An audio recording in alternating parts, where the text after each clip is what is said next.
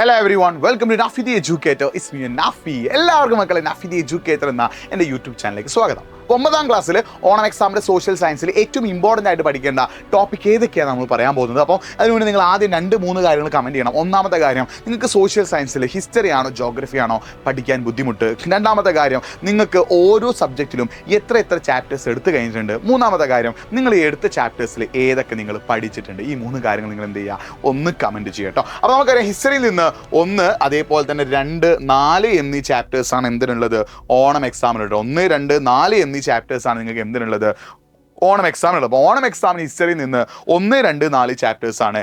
അതേപോലെ തന്നെ ജോഗ്രഫിയിൽ നിന്നും 1, 2, 4 ചാപ്റ്റേഴ്സാണ് എന്തിനുള്ളത്, ജോഗ്രഫിയിലുള്ളത്. അപ്പോൾ ഇതിൽ നിങ്ങൾ ശ്രദ്ധിക്കേണ്ട കാര്യം, ഈ 9ാം ക്ലാസ്സിലെ ഹിസ്റ്ററിയിലെ 1ാമത്തെ പാഠത്തിൽ നമ്മൾ ഒരുപാട് ഏജസ് അഥവാ കാലങ്ങളെക്കുറിച്ച് പഠിക്കുന്നുണ്ട്. പാലിയോലിത്തിക് ഏജ് അഥവാ പ്രാചീന ശിലായുഗം, മെസോലിത്തിക് ഏജ് അഥവാ മധ്യശിലായുഗം, നിയോലിത്തിക് ഏജ് അഥവാ നവീന ശിലായുഗം, ചാൽക്കോലിത്തിക് ഏജ് അഥവാ താമ്രശിലായുഗം, bronze age and Vedic age അല്ലേ, അതായത് വെങ്കലയുഗവും വേദകാലവും. അപ്പോൾ ഈ വേദകാലം തന്നെ 2 തരത്തിലുള്ള വേദകാലങ്ങളുണ്ട് അല്ലേ. അപ്പോൾ ഇതിൽ ഓരോന്നിൻ്റെയും ഫീച്ചേഴ്സ്, അത് ആ കാലഘട്ടത്തിൽ മനുഷ്യന്മാർ എന്തൊക്കെ ടൂൾസ് ഉപകരണങ്ങളാണ് ഉപയോഗിച്ചത്, ഇതിൻ്റെ എവിഡൻസ് അഥവാ തെളിവുകൾ കിട്ടിയ സ്ഥലങ്ങൾ ഏതൊക്കെ, അന്നത്തെ കാലത്തെ മനുഷ്യരുടെ രീതി, അതൊക്കെ നിങ്ങൾ പഠിച്ചു വെക്കണം.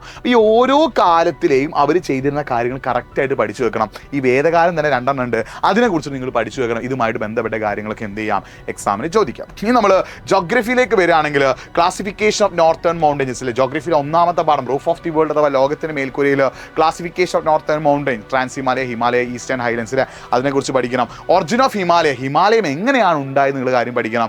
ഹിമാലയ ആൻഡ് ഇറ്റ്സ് റീജൻ ഡിവിഷൻസിൽ അത് ഏതൊക്കെയാണ്, western Himalaya, central Himalaya, eastern Himalaya, പടിഞ്ഞാറൻ ഹിമാലയം, മധ്യ ഹിമാലയം, കിഴക്കൻ ഹിമാലയം. ഇത് തന്നെ പടിഞ്ഞാറൻ ഹിമാലയത്തിൽ കാശ്മീർ ഹിമാലയ ഉണ്ട്, ഹിമാചൽ ഹിമാലയ ഉണ്ട്, ഉത്തരാഖണ്ഡ് ഹിമാലയ ഉണ്ട്. ഇതിൻ്റെ ഒക്കെ ഫീച്ചേഴ്സ് നിങ്ങൾ പഠിക്കണം. പിന്നെ ഹിമാലയൻ ഫീച്ചേഴ്സ്, അവിടുത്തെ ക്ലൈമറ്റ്, കാലാവസ്ഥയെക്കുറിച്ച് പഠിക്കണം.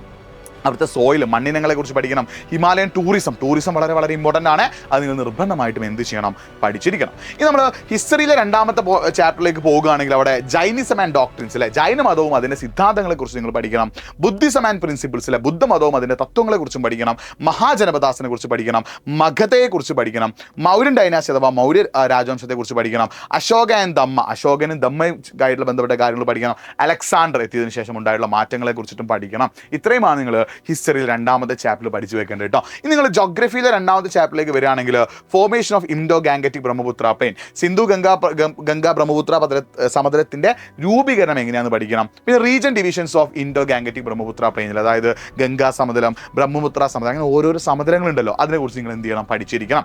പിന്നെ എന്താണ് ജിയോമോർഫിക് ഫീച്ചേഴ്സ് അനുസരിച്ച് ഭൂപ്രകൃതി സവിശേഷ അടിസ്ഥാനമാക്കിയിട്ട് 3 ഉണ്ട് അല്ലേ, ബാബർ, ടെറായി, അലൂബിയൽ പ്ലെയിൻസ് അഥവാ എക്കൽ സമതലങ്ങൾ. ഓരോന്നിൻ്റെയും സവിശേഷത നിങ്ങൾ എന്ത് ചെയ്യണം, പഠിച്ചിരിക്കണം. പിന്നെ climate of north Indian plain, ഉത്തരേന്ത്യൻ സമതലങ്ങളിലെ കാലാവസ്ഥയെക്കുറിച്ച് പഠിക്കണം. The natural vegetation of north Indian plain അല്ലേ, അതായത് ഇവിടുത്തെ നൈസർഗിക സസ്യജാലങ്ങളെ കുറിച്ച് പഠിക്കണം. Major soil type in north Indian plain, അതായത് ഉത്തരേന്ത്യൻ സമതലങ്ങളിലെ മണ്ണിനങ്ങൾ പഠിക്കണം. ദ ഹ്യൂമൻ ലൈഫ്, അതായത് ഇവിടുത്തെ ജനജീവിതത്തെക്കുറിച്ചും നമ്മൾ എന്ത് ചെയ്യണം, പഠിച്ചിരിക്കണം. ഇനി നമുക്ക് ഹിസ്റ്ററിയിലെ 4ാമത്തെ ചാപ്റ്ററിലേക്ക് നമ്മൾ പോവുകയാണെങ്കിൽ അവിടെ ഒബ്ജക്റ്റീവ് റെസൊല്യൂഷൻ അഥവാ ലക്ഷ്യപ്രമേയം വളരെ ഇമ്പോർട്ടൻ്റ് ആണ്. ഫീച്ചേഴ്സ് ഓഫ് കോൺസ്റ്റിറ്റ്യൂഷൻ, ഭരണഘടനയുടെ സവിശേഷങ്ങൾ പഠിക്കണം. ഫീച്ചേഴ്സ് ഓഫ് ഫെഡറലിസത്തിൻ്റെ സവിശേഷത നിങ്ങൾ പഠിക്കണം. Union list, state list, concurrent list അല്ലെ, യൂണിയൻ ലിസ്റ്റ്, സംസ്ഥാന ലിസ്റ്റ്, സമവർത്തി ലിസ്റ്റ്, ഓരോ ലിസ്റ്റിലും പെടുന്ന അവകാശങ്ങളും അതിൻ്റെ കാര്യങ്ങളും നിങ്ങൾ എന്ത് ചെയ്യണം, പഠിച്ചിരിക്കണം. പിന്നെ ലെജിസ്ലേച്ചർ, എക്സിക്യൂട്ടീവ്, ജുഡീഷ്യറി, നിയമനിർമ്മാണം, കാര്യനിർവഹണം, നീതിന്യായം, അത് ഓരോരുത്തരും ചെയ്യുന്ന ഡ്യൂട്ടീസ് അല്ലെങ്കിൽ അവരുടെ ചുമതലകൾ നിങ്ങൾ എന്ത് ചെയ്യണം, പഠിച്ചിരിക്കണം. പിന്നെ ഫങ്ഷൻസ് ഓഫ് പാർലമെന്റിന്റെ പ്രവർത്തനം, രാജ്യസഭ, ലോകസഭ, അത് ഇമ്പോർട്ടൻ്റ് ആണ്. രാജ്യസഭയും ലോകസഭയും നിങ്ങൾ നിർബന്ധമായിട്ട് പഠിക്കണം. പ്രസിഡന്റ് ഉണ്ട്, അതുപോലെ സുപ്രീം കോടതിയുടെ സവിശേഷതകളും പ്രസിഡന്റിൻ്റെയും ഉപരാഷ്ട്രപതി അതായത് വൈസ് പ്രസിഡന്റിൻ്റെയും അധികാരങ്ങളും നിങ്ങൾ എന്ത് ചെയ്യണം, പഠിച്ചിരിക്കണം. നമ്മൾ ജോഗ്രഫിയുടെ 4ാമത്തെ ചാപ്റ്ററിലേക്ക് പോവുകയാണെങ്കിൽ ഹ്യൂമൻ റിസോഴ്സ് അഥവാ മാനവ വിഭവത്തിൻ്റെ ഡെഫിനിഷനും കാര്യങ്ങളും പഠിക്കണം. ഹ്യൂമൻ ക്യാപിറ്റൽ അഥവാ മനുഷ്യ മൂലധനത്തെക്കുറിച്ച് പഠിക്കണം. ഫാക്ടേഴ്സ് ഇൻഫ്ലുവൻസിങ് ഹ്യൂമൻ ക്യാപിറ്റൽ, മനുഷ്യ മൂലധനത്തെ സ്വാധീനിക്കുന്ന ഘടകങ്ങളെ കുറിച്ച് പഠിക്കണം.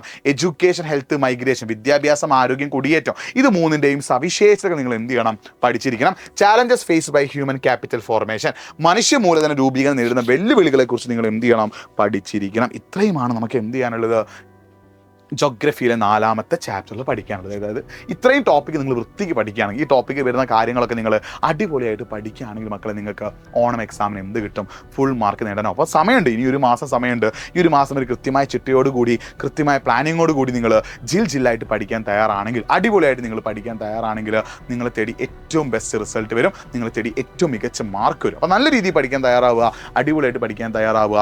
മറ്റൊരു വീഡിയോയുമായിട്ട് വീണ്ടും കാണാം. It's me Nafi signing of. അതിന് മുന്നേ ഞാൻ ആദ്യം കമൻറ്റ് കമൻറ്റ് ചെയ്യാൻ പറഞ്ഞ കാര്യങ്ങൾ നിങ്ങൾ കറക്റ്റായിട്ട് എന്ത് ചെയ്യുക, കമൻറ്റ് ചെയ്യുക. വീണ്ടും കാണാം. It's me Nafi signing off. By.